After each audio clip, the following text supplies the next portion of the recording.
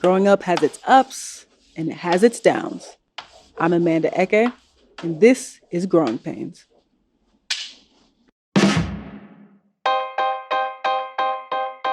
Data from the New York State Department of Education shows the Syracuse City School District has an average reading proficiency score of just 26%. Statewide, that number is 63%. The three New York cities with the highest concentrations of child poverty are Rochester, Syracuse, and Buffalo. They also have some of the lowest third grade proficiency rates on state English assessments, with the proficiency rates of 11%, 13%, and 24% respectively. Today, I'm talking to local kids at the Community Folk Arts Center, a cultural hub of Syracuse, New York, and we're talking all about education. So I want, by raise of hands, raise your hand if you feel safe at school.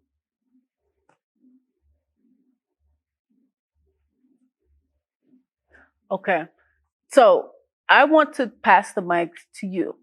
Tell us, why don't you feel, for those that did not raise their hand, why don't you feel safe at school? Please tell us. Well, in my high school, so it's basically the violence and the fight will happen like every day. And there's like not like any excuses for me, like let's say like maybe like I won't get in a fight because once when I was in hallway, a guy was like they were just like it was all normal. And then the other one jumped and fight a guy next to me that was like passing the hallway. So basically I don't feel safe because the fight or the violence like happening in like every minute or they just get in an argument. So yeah. For other students, our school, well, SCSD, they have a large police presence in the school at all times. And I feel like that can also like account to students feeling unsafe because we are mostly minorities and, the history of the police. FM is a pretty safe environment is because, there is a pretty limited police presence, which I think kind of contributes to the fact that the school overall doesn't really feel like a prison as much. Like, we have resource officers, but like they're pretty friendly with the students. And again, FM's population is mostly white and mostly pretty affluent. And those are populations which are historically been protected by the police and have not been discriminated against by them. As for me personally, in general, there's just like not too much violence that happens within the school. And like I said, we don't have metal detectors. We don't have any of that. And I think it goes to show the privilege that exists just based on geographic boundaries because of the segregation that has existed in Syracuse. A lot of people in FM are very sheltered from that kind of stuff. And I think it really does show.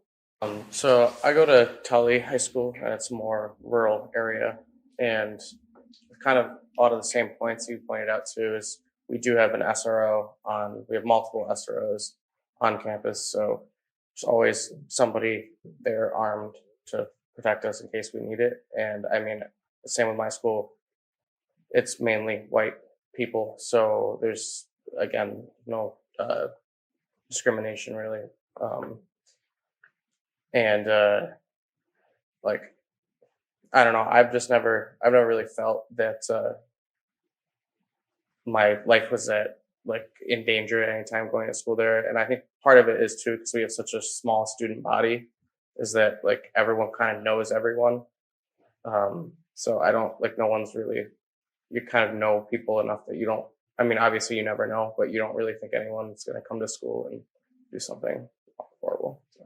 There seems to be contrast with, obviously y'all go to school in different parts of Syracuse, so our upstate New York. I'm curious, what do y'all think needs to change with safety? Because you've all given such different answers. What do you think is really the biggest factor that's really, some people I feel just fine. I go to school, I feel just fine. The other people, every minute I'm thinking about something may, a fight, violence, that type of thing. Tell us, what do y'all think really then is the contributing factor for that such large disparity, but also what should change for everyone to feel safety? I think it's just that like the disparity between like more affluent districts like JD or FM or like people that go to MPH, for example, is that they just have more readily available funding. I think that, I don't think that, I know that like throughout our country, it's an epidemic that inner city schools are like seriously underfunded and don't have the same amount of resources that a lot of suburban schools do have. And I think that that is probably the largest contributing factor. Also, on top of within the Syracuse area, like it's been said before, there's serious segregation within Syracuse. Like the effects of redlining are still really, really prominent within the Syracuse area. And it affects not only people within the like kids that attend schools in the inner city, but also people that attend schools outside of the city. The reason why I feel safe is not necessarily because we have like a large police presence within our school. We only have one SRO for our entire district. But it's more like our geographic location makes us feel more safe, right? Like JD, FM, MPH are more secluded from the city, you know, like the distance from the actual issues that are happening within our community as a whole are far enough away that people in our districts can just completely ignore it, I guess. Literally, you have some schools here that are a fortress in the almost abandoned neighborhoods. The school is a palace, but there's literally nothing around it. The socioeconomic level, there's poverty, people ODing outside the school, you know, very severe things. For you all, what has your experience been like being in Syracuse? Do you see those things when you go to school every day? What's that experience like? So I go to school on the north side, and the north side is kind of deemed as a dangerous place because of the gang violence and the shooting. And when I say this, others find it weird, but I have to go through metal detectors to get inside my school every morning. And it's for safety, but there has been like accounts of like random people walking in our school and like kids bringing knives and things like that. So like you definitely see it at least where I go to school. A lot of the people at MPH do have bigger incomes, and the kids there have we're very privileged to be there. And you can tell by everything that goes on in the school. And there's a lot of freedom allowed, and it's known to be like very safe area where like I lived before this. I went to a public school that was deemed as a safer place because there was a city nearby and there were lots of shootings and violence that would happen. And I would hear about these things and I'd be like, wow, I'm lucky to live in like a more privileged area. How do we feel like we're actually physically, tangibly learning? I know we've had so many talks as someone that was in academia, so many talks in so many spaces about book bans happening. People are changing up the curriculum for Black history, indigenous histories. People are thinking about how shall we get rid of those classes, right? Women's studies, things of that nature, African American, Pan-African studies, Asian American studies. There's a lot of debates happening in terms of what you all are learning, especially at the high school level. What do y'all feel like in terms of this curriculum? Is your curriculum, do you feel like it's good? What do you think about what's happening with these bans? People questioning if we should keep certain classes for minorities in terms of ethnic studies. What are y'all thoughts on that, on the curriculum and the changing curriculum that could be facing towards the future? I still feel like a lot of our history classes are more about learning about US history, but sometimes it doesn't really necessarily apply to me because a lot of it is just, all these things happened in our past and like blah, blah, blah. We're going to be so great, and I just feel like we should learn more about the world instead of being so stuck inside of our own history. I'm going to like piggyback off of her. I feel like in the US, like history studies, I feel it's very whitewashed and it's very, my teacher said this quote. He says, the winners write the history books. So I feel like we don't always get to see like both sides and what actually happened. And I think it really affects the way, nationalism. I think it affects nationalism and the way Americans view the US. Oh, in every country, like they teach their own history, but I think they should like focus like in a little bit more like actual like really happens in history, like in both sides. So they should teach like not like in one way, like what exactly happened in the country, or just show themselves like as a go one, be win, or just like that kind of.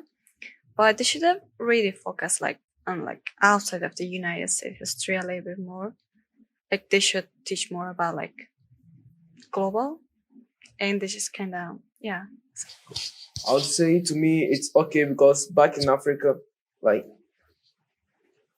they force you to learn things that you are not even supposed to. Like subjects that are not useful. You could learn about like 7 subjects a day. Yeah. And I think it's okay here because we learn less subjects and then I think it's okay. Back to the history, I think it should be global, not focusing on the US alone. So we know what's happening in the world. Yeah. It's not only here that teaches their own history. Even in my country, they teach their own history. They focus more about their own country than other the global. I was in 7th grade when I was back in my country. We were learning only about our own country and what they did, what they conquered and stuff. So I don't think I think every country teaches their own history, and it's not only the United States. Censorship is never a good idea, because if you start by saying, we'll just censor this stuff, then you start censoring anything with any mention of queer people or people of color. And again, you can't just like sanitize people's thoughts this way, because people of color and queer people will continue to exist, and we will continue to have our history that is not what is being taught. But we're just going to be excluded from the narrative. And like African American history is a huge part of the actual story of the US. And if you just fail to teach that, then you're failing to teach an entire aspect of US history. So I think that the banning of books, the banning of this kind of stuff, it's not just like banning specific subject, it's an outright failure to teach the subject you're promising to teach. I'd like to add on to that is I really just think it depends on what, or it could be who your teacher is and where you go to school. So like, for example, at my school, we're lucky to have a pretty good social studies department. And I think my teacher that taught us US history was actually very good at going into detail about things.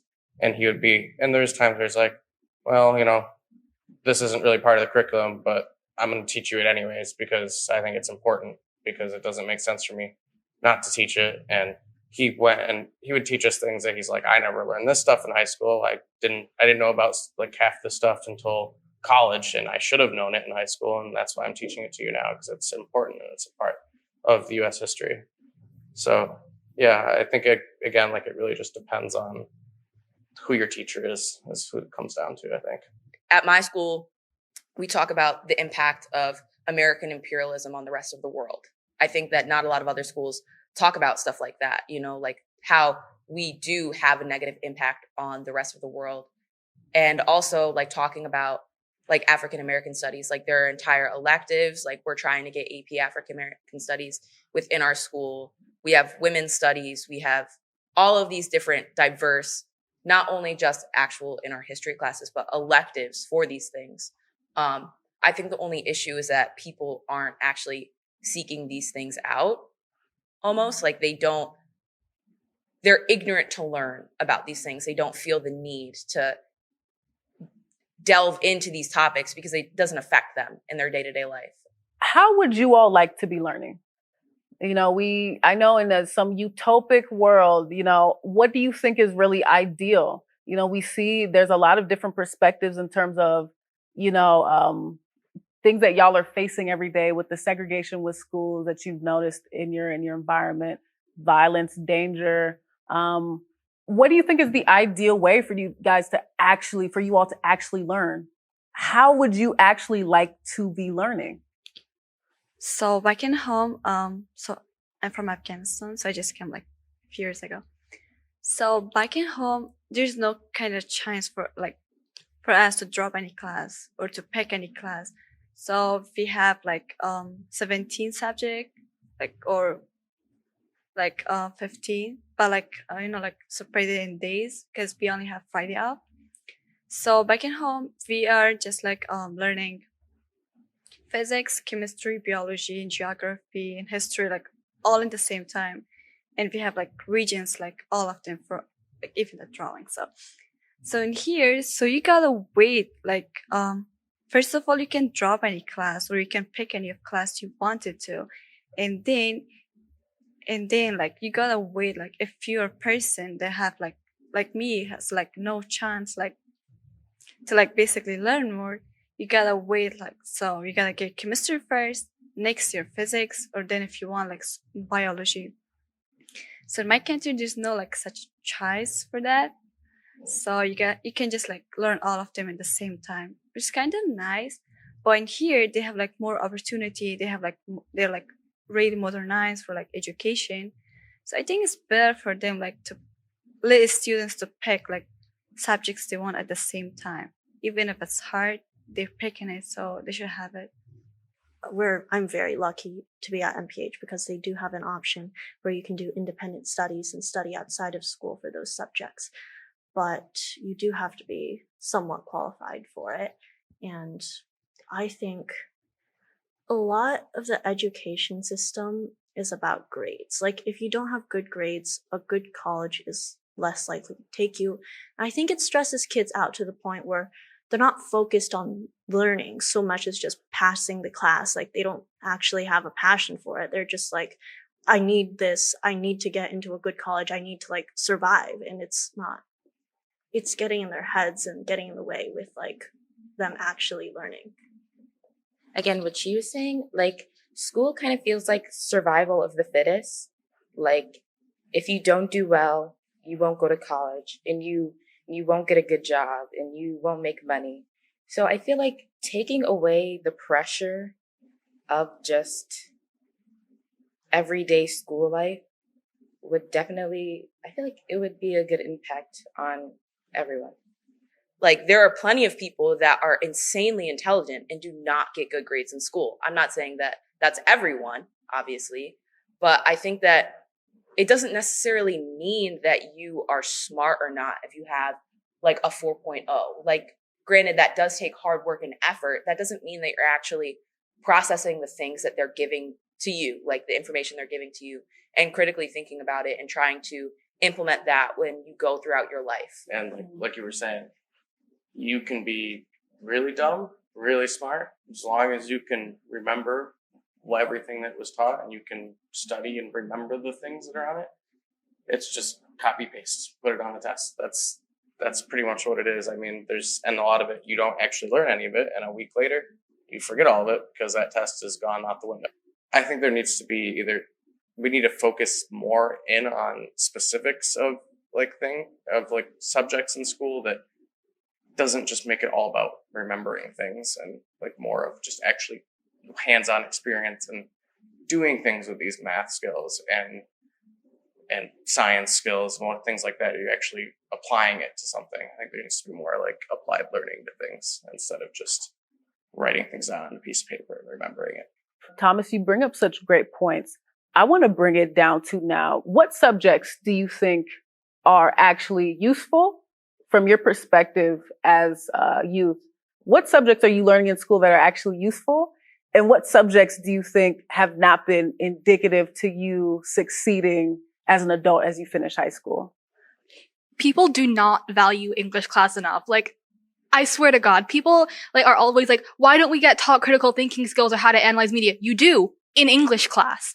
Why don't we get taught how to understand this kind of language? You do in English class. And I feel it really depends on your school too, because schools with more funding, like FM, do have the ability to have more diverse English classes, which focus on different things. I'm taking a gender studies class right now for my English class, and a lot of schools don't have those resources. But like, people just like completely undervalue English classes because they're just like, oh, what value do I get out of analyzing poetry? But like, you're learning how to think critically about what you read. You're learning how to like understand the perspectives of who wrote them. And that is things you will use in the real world, or at least you should be using. Honestly, there's a class called contemporary drama that's offered at my school, and me personally, as an actress, I would love to take that class because it expands on my personal interests. Whereas, as much as I love science classes, and I'm really grateful that we have them, and I don't know when it's going to come in handy, but like, I really wish there were more classes that would work on developing kids' personal interests, or that they were funded better. But like, there needs to be more room within education for like visual learning styles and like listening, like, and like actually being able to go and hands-on do those things. Like, that's why so many people like benefit from going to a place like BOCES or going to trade school after high school. It's not because they did really well in high school, but it's because that is what their specialty is, and it's not representative of their education like within high school. I think there needs to be a more diverse and more specialized like way of learning. I feel like all aspects of what you were talking about is like everything is important, because there's no way they'll bring something that is not important for you to learn. Because where I'm from, everything is important. You don't know where you might end up. Because, for example, algebra. I know maybe if I want to be a driver, I won't go and learn what is 2 minus x plus this, but in case of life, everything is important, and we have to take everything serious because we don't know where we might end. So I feel like where I'm from, everything is important. What should change? If you were superintendent, if you were mayor, what would you change in the school system currently right now to really help alleviate a lot of the problems that y'all are saying? What is that one thing that you would say, you know what, we need to change this now? And this is what would really, really help K through 12 and high school kids stay focused. It's actually going to help them learn. What would you change? I mean, the interaction between the teacher and the children. The interaction between the teacher and the children also depends on how the children focus in class. So I think. So I personally think we should have like 5-minute break. Like we only have 4 minutes to like on the bell ring, you gotta go to another class. And the moment you sit down, there's a thing, you gotta do it. So I think there should be like 4 minutes to get into the class, cause maybe not maybe like most of the time you have like a class that you gotta take notes, and for that, and then the bells ring, so you're kind of behind, and you gotta take like all the minute to get into the class, and while you're tired, you gotta sit and do a thing for another class. So I think there should be like 5-minute break between classes, like 5-minute break, and then start the another class. So like, or like before the bell ring, you gotta have 5 minutes to review the notes, cause it's actually like help you to see like what you done, like what you have in your paper, like the notes. I think you should have like 5-minute break for every classes. In my personal opinion, the classes should be more active. And most of my classes, they are not active. All we do is just sit down, take the notes, and then we go to other class and we do the same. Some of the class we read the books. The teacher gives us the books, we read it, and then we're gonna answer questions, and that's it. That's all we do. Those classes are very boring. Some of the classes I fall asleep. I'm not lying, but I think the classes should be more activities and stuff like that.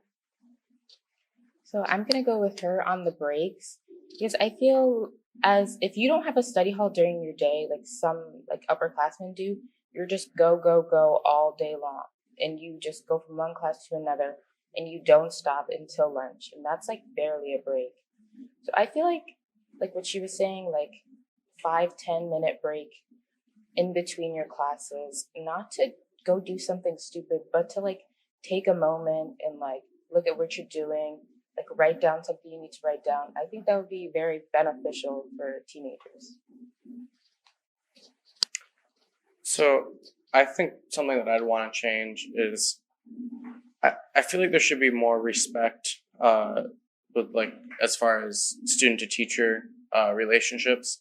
Some teachers are great about being respectful of their students, and they understand that we're like pretty much adults too, and almost adults or adults, and they do show you respect that way. But I've seen countless teachers and administration and whatever just not really have that same sort of respect towards some of their students, and I just feel like it shouldn't happen anymore. Like I feel like as long as the student obviously wasn't like doing something like bad, but I mean they should just be more I guess respectful, yeah, to students in general, and be able to, you know, not treat students like they're prisoners, and more of like they're students, not prisoners. So like I think that's like sometimes they think that it's like a power trip dynamic. Obviously,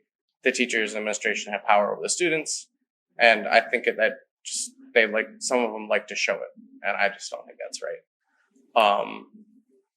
Yeah, and I think I would also like to change like more like hands-on things like that. Try to figure out a way to rework the curriculum to be more friendly to different types of learners and stuff like that. Absolutely. Anyone else? I think I would change the way like how we're taught to read. I think right now in elementary schools, there's like this specific way what we're taught to read. I forgot exactly how it is, but it's not very helpful. And it there's like another way of learning. I think it's like phonetic that has been like shown that like helps people like actually understand what they're reading better. And I think that is a part of also why like there's kind of like issues with literacy right now, because like we're just like teaching people to read wrong from a very young age. So I think I would change the way that we're taught to read, so you know people could actually like understand like what they're like reading, what they're consuming, so we can actually like help processing things better.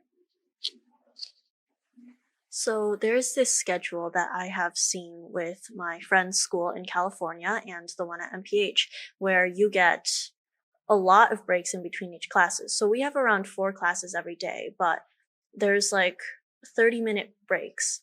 There's 30 minutes for like a club after your first class. After your second class, you get a time called tutorial, which is basically a study hall. And then you have 30 minutes of lunch, which is also like free time to roam around the school and do whatever, you know. But I think that system works a lot better because kids do tend to use that time more productively, and they can relax before their next class, and they can visit teachers, ask for help, and all that other stuff. And I think that system just works a lot better than the old go to this class, break, go to this class, run. You gotta like keep on doing copy and pasting it. So Absolutely. I feel like avoiding the use of phones in school, like in school time, because it doesn't even keep them busy. I feel like avoiding the use of phones in school, because some of the students don't really focus, and then even in what the teacher gives is not even a lot of things. It's like one booklet, and when you're done, he just uses his phone, and then I feel like avoiding the use of phones in class is good. Yeah, I think that if I were to go to like my school superintendent like today and be like, we need a new system, I would probably be like, we need an environment that's more conducive to learning. And I think starting off of that, I think that we should be training teachers differently. I know it's a big ask of educators, but I think that it's important that like we are living in a new society nowadays. Like learning is different for us than it was for people like 30 years ago. You know, like that's not a crazy statement to make. You know, it's you all bring up such great points. As I know for me, I didn't learn how to read until I was 7 years old, and I was not verbal till I was 4 years old. And I know that was such a big issue. I echo your all's issues with English, respect and power dynamics. I struggled with teachers. My parents barely spoke English, and we struggled with power dynamics with teachers, not knowing how to function within that. There's so many issues that really affect you. And, you know, I didn't get tested for anything until I literally went to grad school. So imagine how much time had then just began passed. And, it's interesting to see, the different dynamics that children are facing within the school system, within the classroom, but also the bigger system altogether is what's really pressuring kids, right? To churn you out to eventually go to college or go become a adult in society. So my final question for you all, I really want to know, what do we need to know now? What is the biggest issue that students are struggling with today? What is, just in a simplified version, what is the biggest issue that y'all are struggling with, whether in the classroom or outside the classroom, that y'all think teenagers, kids are struggling with, that is hindering their education for them to be the best they can be? What is the biggest issue? I think it's really the pressure that's put on us, especially in high school, and you can feel it in middle school kind of too.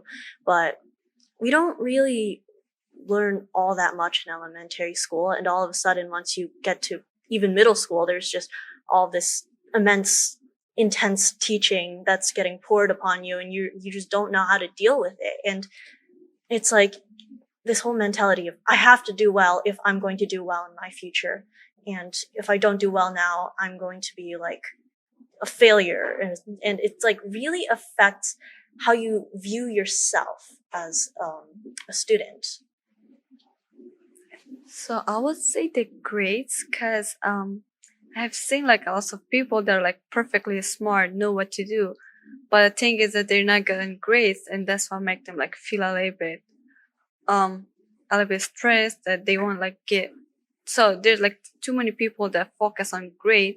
So they want to get like a good grade, but there's like too many people that are like focus on themselves, like they want to learn, but they don't have a good grades.